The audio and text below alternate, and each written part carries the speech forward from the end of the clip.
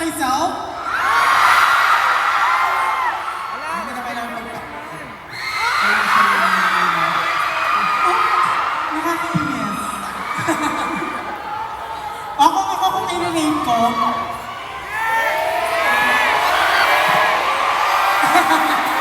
Ano na yung pagpupush? Ha? Tawa kayong baliw.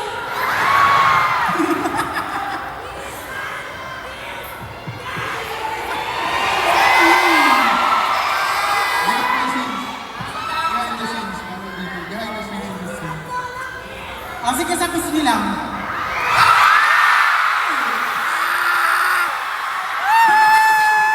Ang ingay niyo.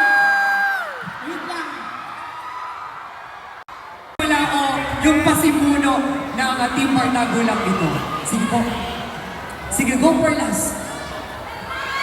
Hello. Ayan, okay. Yun! Sabi. Grabe yung energy. Nothing. Oy! Hello!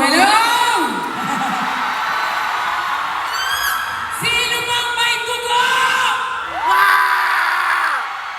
Yes! Yung tanong niyo po kung saan nagsimula ang Team Bardagulan.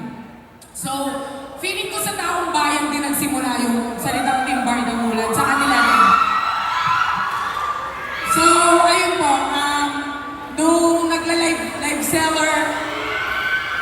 selling lang po ako noon, tapos parang pinaka-catch up nila with Jenny, hanggang nag-collab kami ni Jenny, nag-collab si Bukirat and QD, and then nagsama kaming apat. So, nabuo kaming apat, parang, wait lang, nagsasalita ka po eh.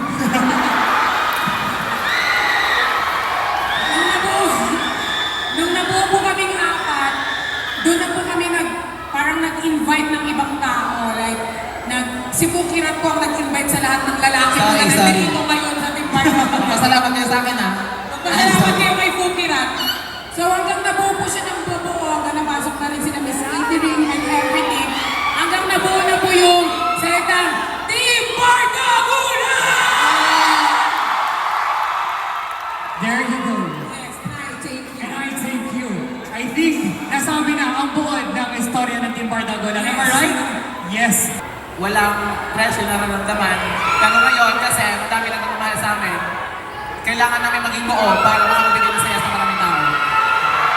Coming from humble beginnings, I think may gustong sabihin si Benedict. Pwede na ako mag-live. Nagulat siya!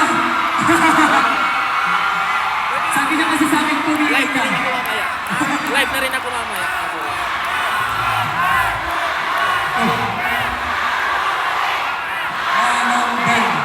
Manong Ben. Yes. Okay. Oy! Magkamiiyak ha, Manong Ben. Nakalimutan ko yung tanong bigla. Kumusta yung buhay nung wala pang Team Bardagulan? Nung wala pang Team Bardagulan, tatay lang ako sa bahay. Ngayon, manong na ako. Tapos, imposibleng hindi Pero sobrang saya dahil kanina sa backstage, sobrang kinakabahan kaming lahat.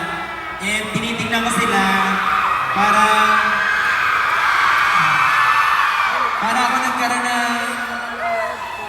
ako nagkaroon ng pangalawang pamilya. So habang nakapila, parang sobrang proud ako sa kanila. Oh. Okay. Thank you so much. Ready to our